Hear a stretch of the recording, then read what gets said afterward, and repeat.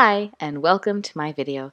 This week's recipe is Bombay potatoes, which, to be honest, I don't know why it's called that. It's just a dry potato side dish, and the potatoes are boiled and then fried, and then seasoned with some very beautiful spices.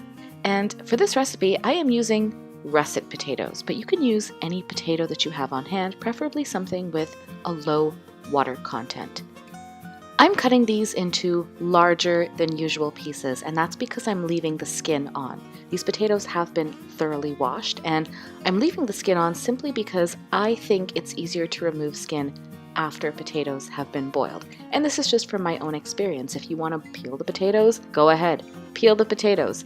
But if you're lazy like me or pressed for time, go ahead and leave the skin on for now.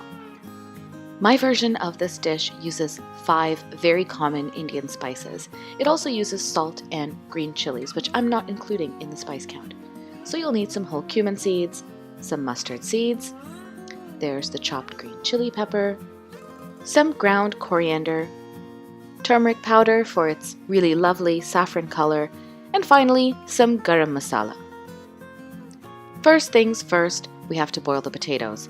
So set a large stock pot over high heat, add the potato pieces, and cover them with water.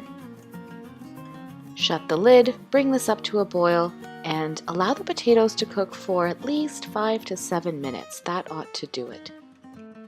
And if you're not sure about the texture of your potatoes, just perform the good old knife test. Prick the potato pieces with a knife, and if the knife meets with little resistance, then they are most likely ready. At this point, you can remove the potato skin or not. The choice is yours. I'm going to remove some of the skin because I like some parts crispy and some parts to be less crispy. It's up to you. Moving on, you're going to heat up some oil in a nonstick pan or a karai or wok. Add a little bit of ghee or not if you're vegan. And when this is hot enough, add in your mustard seeds, whole cumin seeds, and green chili pepper. Bring these together and allow the whole spices to crackle and the chili pepper to cook for a couple of minutes. Keep an eye on it so that it doesn't burn. At this point, I like to roast some of the other spices in the hot oil, and I usually add in the coriander powder and turmeric powder.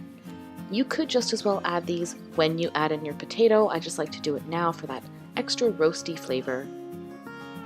Next comes the cubed potato, which I obviously cut into smaller pieces, and incorporate these into the oil until everything has a uniform color.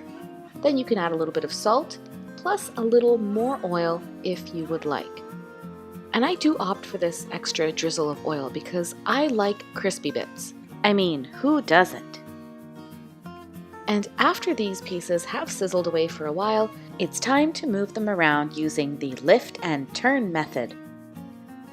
Just slide a spatula under those potato pieces and flip them over. We don't want to break the potatoes up too much, we want them to retain their shape. And if possible, try to get these on one single layer so that they can continue crisping. Next comes the garam masala, and typically garam masala is not a raw spice. These spices, before they are brought together, are usually roasted, which is why, like 99% of the time, it's okay to add garam masala later in the cooking process. Now, once your potatoes look crispy enough for you, your dish is done, because remember, we already boiled these. So to serve these, you can squeeze a little lemon on top, and garnish with some lemon or even some chopped coriander if you have it, which I didn't. And give this a taste immediately because it is delicious. It's buttery, the potatoes are kind of fluffy but also crispy, and you can serve this as part of a larger meal. It makes a great side dish, but you could also, stuff it into a paratha if you really wanted to, like the next day. The leftovers would be really good like that. And as usual, thank you for watching and supporting my channel. Please hit the like button, the subscribe button, even the notification bell so that you don't miss this recipe for a super fluffy pulao next week made out of fresh rice. Yes, you heard correctly, fresh rice. Okay, bye-bye.